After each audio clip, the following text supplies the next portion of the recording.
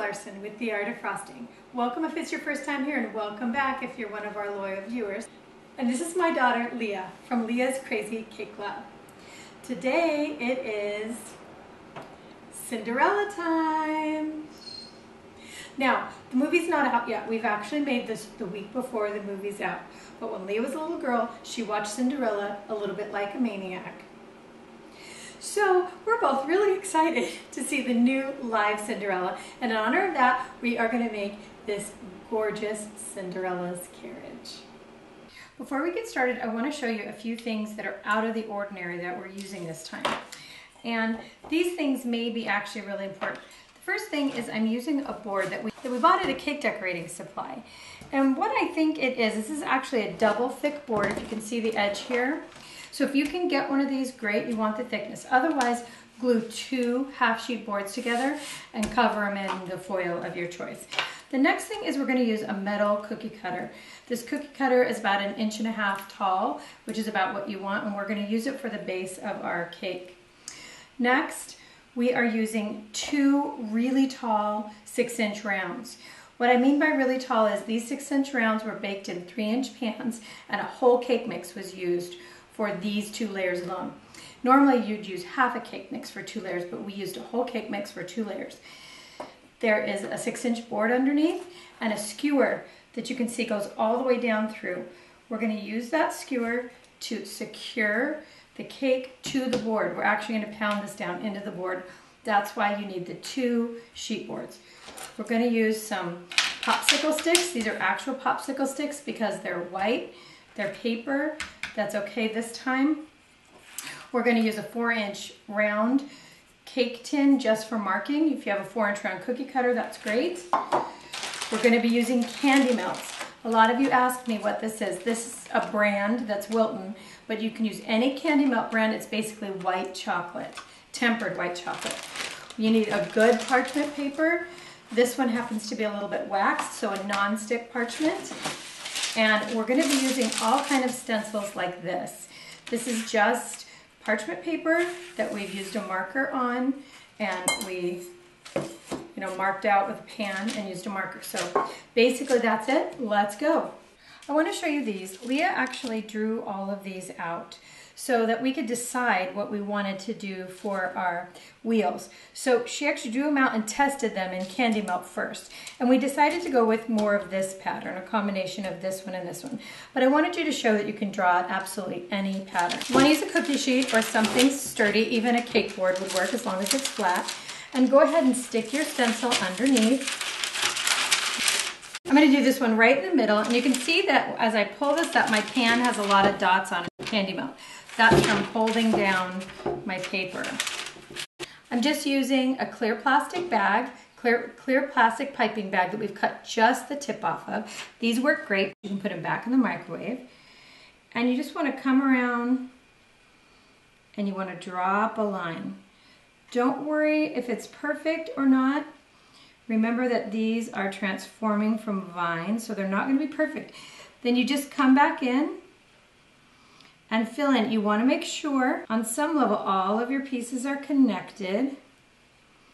And you just continue on. You want to stick these in the refrigerator for at least 10 minutes or let them dry for 15 to 20 until they're completely dry. But I'll tell you, putting them in the refrigerator does work the best. I want to show you the horse next. Leah also drew this out. And you basically just go online, look for horse drawing images, print it out, and just make sure it's the size you want. We also had an alternate head so that this horse could be standing down or whinnying up like that. So basically, there's no magic in this. We just drew these out. Do the same thing, stick them back under. Now, I have a whole video that shows exactly how I did this technique. It's the Elegant Reindeer, but essentially you just follow your outline with one color. And you can see how quickly this goes. You're just dropping a line. You want to make sure it's nice and thick and consistent.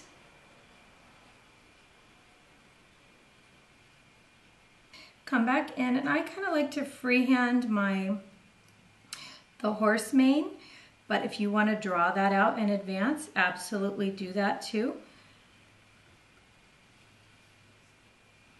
And we wanted our horse mane just to be big curls. You have the freedom to make it really any the way that you want. Okay, so next, you're basically just gonna come back in and fill your horse in with the white chocolate. Now here's the trick. Once you have an area filled in, you just want to take a sharp skewer and spread it around. That way it's not too thick.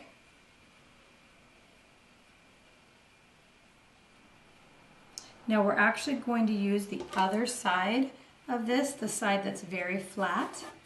But you can use either. You may find that the more 3D side you like better. I want to quickly show you how to just fill in these circular parts.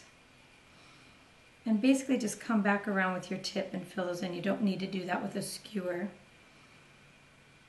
Okay, we're going to use 2 of these. You want to make at least 4. Okay, we're also going to, you'll see later, a tray of other accessories. So I wanted to show you, this is where I made the little buckboard that's going to go on the front and the back. It's just a rectangle that I filled in. The same here with the sides that are going to support it. So I just freehanded these, but if you want to draw them out, you can. They need to be about 2.5, 3 inches long, and just make sure this line matches that line. And then I made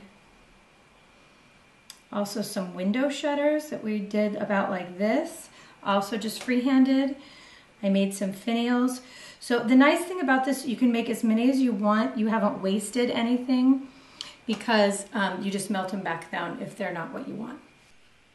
What I'm using right now is a quick icer tip and a large bag. So I want the pumpkin to be a little wide. So I'm actually going to put the icing on the sides and just layer it a little bit so it can be a little wider. As I'm adding layers to make this pumpkin nice and fat, I forgot to mention that this cake is not leveled like we normally do it. Took advantage of the rounded top of the cake so that it's easier to make the pumpkin. So now I've got my pumpkin pretty fat, and now I'm going to start adding the rinds. So I'm going to start at the bottom, and you do kind of a fat layer to start so that you cover the board, and then go up and kind of push down.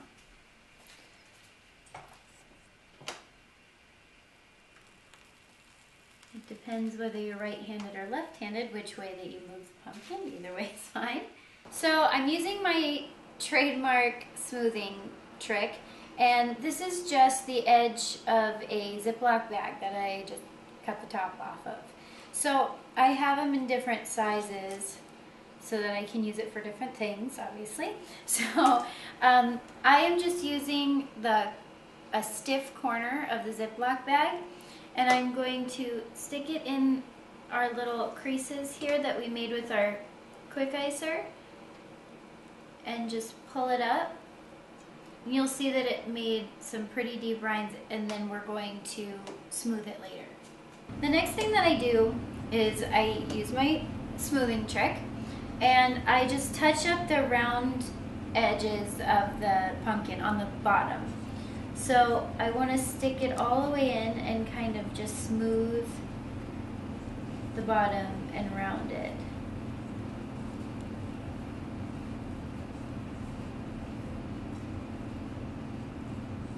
So now that we've rounded the bottom, now we're just going to round the rest of the edges that we have on the pumpkin. It doesn't have to be perfectly round. It doesn't have to be even. It's a pumpkin, so obviously it doesn't all come out the same, and that's kind of what makes it beautiful and unique. So I am just rounding the edges here, and sometimes your bag is going to get a little soggy, so make sure that you have a bunch of Ziploc bags kind of at your side so you can switch them out and use the stiffness. If you're using very stiff buttercream and you're starting to get some bubbles, It's really, really useful to use hot water or a spray bottle, and you just kind of mist the cake, and then you go back over it with your smoother, and it really, really helps. It doesn't work as well for whipped topping though. So really quickly, we're going to test where our cake needs to be. So we definitely want it offset to the side because we're going to put horses on the board. So what we did is we got our 6-inch pan and we set it in the middle, and then we got our little 4-inch pans, which are the wheels, and kind of set it here and measured so that the wheels don't come off the board. Okay, so we have our little base set here. So very carefully hold it down, and you're gonna put your candy melt around the edge so that it kind of glues it on there and is a little extra support. You also want to put the candy melt around the top edge so that you can kind of glue your board on there too. Now we're taking a lot of precautions, and we're doing a lot of gluing and sticking so that there's no way that this cake is going to fall. You need an offset spatula, and so we're going to lift it up and use our stick too, and we're going to place it right in the middle. So it really helps if you have another person to help you decide where the middle is. And this is probably going to be the most nerve-wracking part of making this cake, but it really helps to have the stick there.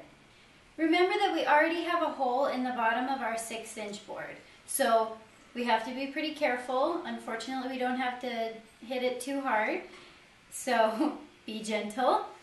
And I just used the back end of my spatula. Now we're going to cut our dowel, and we are going to use clean hedge clippers, new ones that you haven't actually used in the dirt, and go a little bit in. Remember that you're going to put some stuff on the top of the pumpkin, so don't worry too much about ruining the top, and just cut it off. So you can see we've made already our little candy melt accessories, and as you can see, we've put a lot of sparklage on there, which is a word. And this is for the door and the shutters.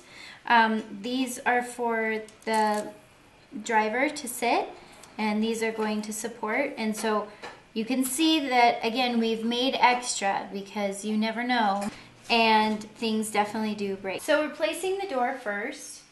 I want it to be right about here. We're going to use a mini offset spatula. And so I'm just going to quickly carve out a little window hole. So Leah started to put the door on, and we realized that we missed an element of our design that we wanted to add. So we want this pumpkin to be golden, to be turning gold, like it does in the movie, transforming from a pumpkin into a carriage. And so we decided that we wanted to airbrush part of it to get that transition. So I'm going to do that now. Probably would have been better to go ahead and do this on the turntable before you set it up, but we're going to improvise like you always do in cake decorating, and we'll do it now. So I've got my airbrush here. I'm going to be using liquid food coloring.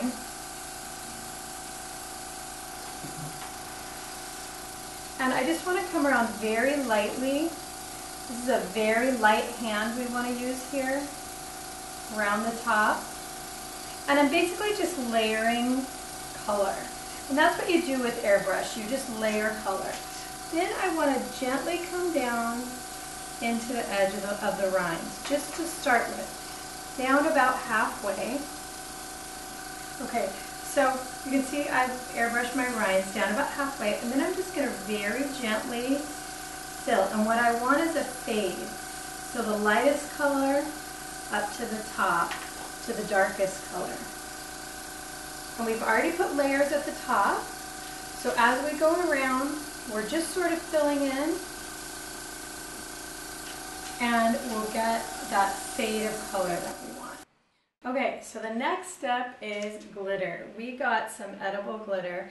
We really want this to shine and sparkle. So we're just going to add the edible glitter. This is actually called Diamond Shine, and it actually says it's pink, but it was the kind of the closest thing to that soft Cinderella type sparkle that we could find. So add as much glitter as you want. So you can see that we made these double, and at first it was just an accident. We made them in white and realized that the pumpkin was going to be white and it wasn't going to work. So we actually, Leah put a layer of yellow over, and I really like the way that it doubled up. I'm going to quickly just put my little horseman's bench on. You can see with these, you want to have a delicate hand. It did work out great that they were doubled because they are a little sturdier. And just stick them right in. It's really fast once they're good and dry. So that's the horseman's bench in the front, and I'll put the footman's bench in the back. And you can see that they're not an exact match, the front and the back. And I kind of like that. It makes it very whimsical and gardeny. So I've already started adding the wheels. They're all different. We're just gonna pick which ones we want in the front. I really like this one, so we're gonna have these ones be in the front. And you really want it to make sure it's pretty even. And just, you really want it to stick in the icing. So push in as much as you can in the icing without making it dig in. So now it's time for the horses, and what we're going to do is we're going to add our lolly stick to the back of the horse and stick it as far back as you can, but you want to make sure it's stable enough that it's actually going to hold the horse. So we're going to just put a ton of candy melt because you really, really want it to be stable enough. Remember, make as many horses as you possibly can. Their legs will break, and you don't want to spend all day fixing them. So make lots and make them thick enough so that they are stable when you pick them up. So I have a number 12 writing tip, and I'm going to make the stem so that we can put the finial on top.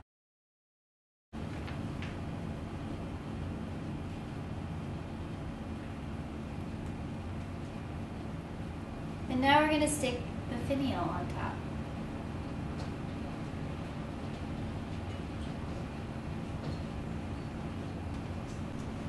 So we're putting this right next to the horseman's seat. Try to make sure it's really in the cake itself. Don't rely too much on it being resting on the board. The last little bit, because you guys know more is more with me, is I'm going to add some vines. Just some swirls, big lazy swirls. And let your lines drop easily and lazily. Another thing that would be really pretty here is some gold ribbons.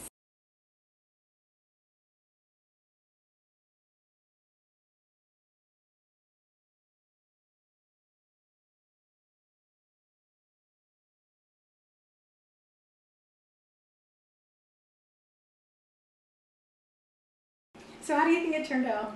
I think it's gorgeous, and there is just so much glitter. It's amazing. Yeah, the glitter is really important. You can't do this cake without the glitter of some kind. A couple of quick things. We did end up putting a little bit of candy melt right at the foot that touches the board, and it really helps support. I think if we did this again, I would actually put a long skewer that suspended the whole length of the horse. I think that would give a lot more support, and I'd be a lot more comfortable. One other thing, if you are working in any kind of heat, do not do this cake in candy melt. Do it in royal icing.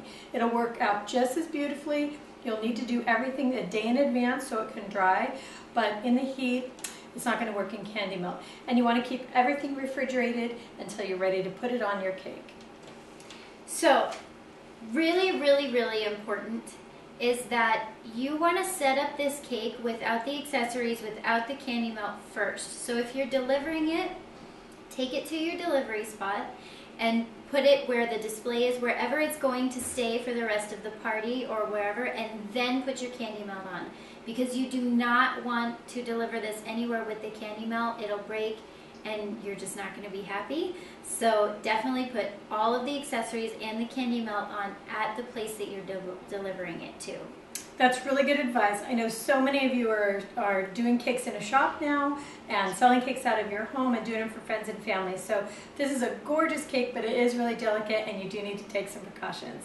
So I had a great time doing this cake. I hope you did too. Oh yeah. A lot of fun. We're super excited for Cinderella. Let us know what you think, and don't forget to send us your pictures at The Art of Frosting on Facebook, and you can send them also to www.theartofrosting.blogspot.com. See y'all again real soon, and don't forget to head over to Leah's channel. This time she is going to be doing an Easter bunny. A lot of you asked me for that. She's going to do a sculpted one. So head on over to Leah's Crazy Cake Lab.